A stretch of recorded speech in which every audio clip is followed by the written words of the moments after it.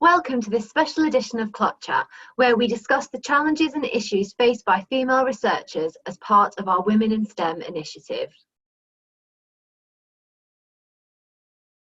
So please correct me if you think that I'm wrong, but I also think sort of like locationally, these senior roles don't necessarily come up regularly. And when you are in that period of having a career break or maybe starting a family or things that we know already, affect that trajectory, it's a huge commitment to have to uproot and move a family home, the whole family find different jobs.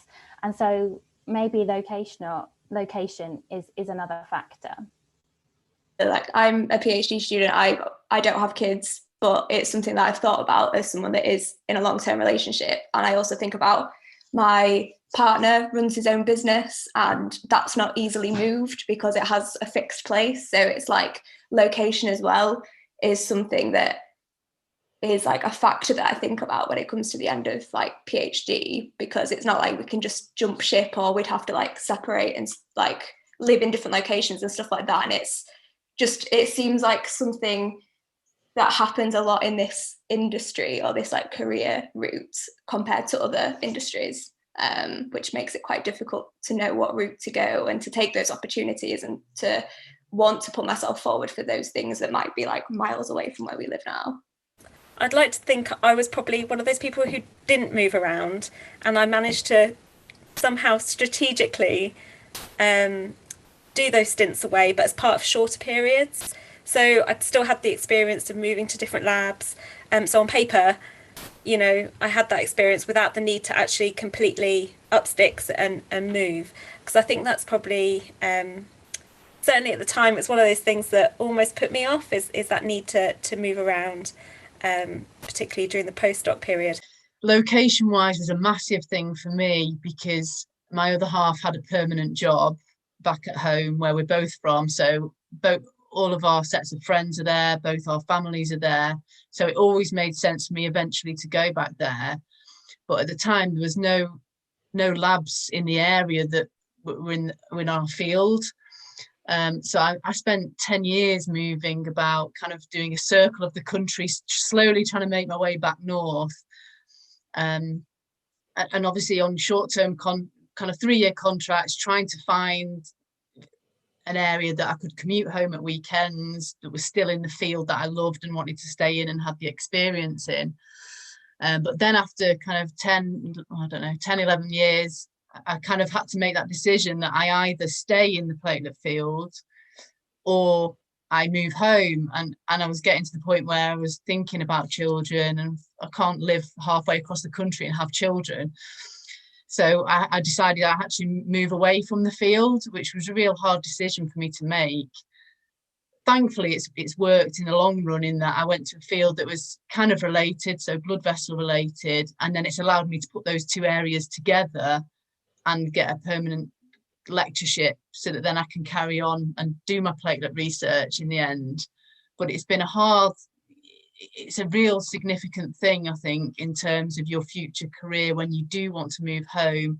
And if there's no big universities that research in your area, you can start your own lab there if you can get a position. But again, that's still very difficult when you've not got anyone else who researches in that field.